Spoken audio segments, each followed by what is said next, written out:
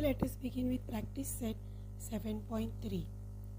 Which of the following statements are of inverse variation? First, number of workers on a job and the time taken by them to complete the job. So, as you know, as the number of workers goes on increasing, the time taken by them to complete a particular job decreases. So one increases and other decreases. So this is an example of an inverse variation. Second, number of pipes of same size to fill a tank and the time taken by them to fill the tank. Let's take an example. In a house we have one single pipe which fills the tank. But suppose if I fix 2 or 3 more pipes here, what will happen? It will fill the tank in a very less time. So here also number of pipe increases of same size and the time decreases. So this is also an example of an inverse variation. Third one, petrol filled in a tank of a vehicle and its cost. If I buy 2 liters of petrol, it will cost me around 70 rupees. If I buy 3 liters of petrol, it will cost me more. So the cost increases. So here as the petrol increases, the cost also increases. So this is an example of direct variation. Area of a circle and its radius. More the radius, bigger is the circle. So area and radius are increasing simultaneously. So this is also an example of direct variation. So we have only 2 examples of inverse variation. If 15 workers can build a wall in 48 hours, how many workers will be required to do the same work in 30 hours? Let us assume that the number of workers be X and the time taken to complete the work be Y.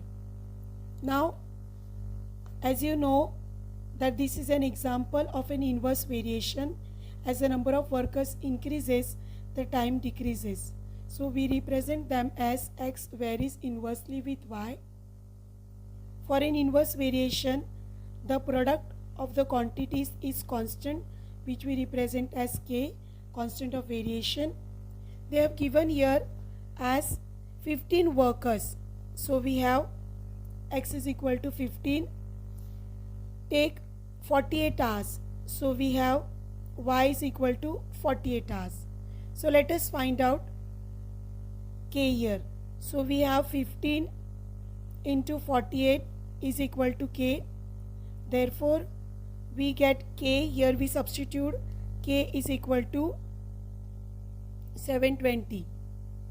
So we will, this is equation 1. So we get this equation as X into Y is equal to 720. This is equation of variation.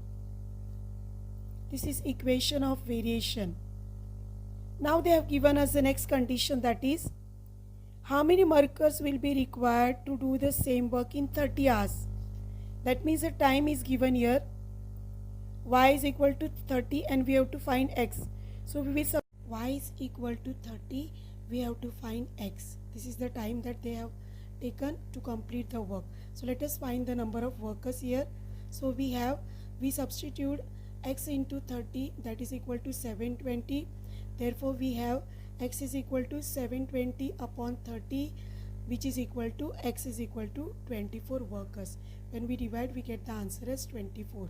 So 24 workers take 30 hours to complete the given work. Now we'll go to the next example, that is question number 4. Third one you can try solving on your own, children. We will solve question number 4 now.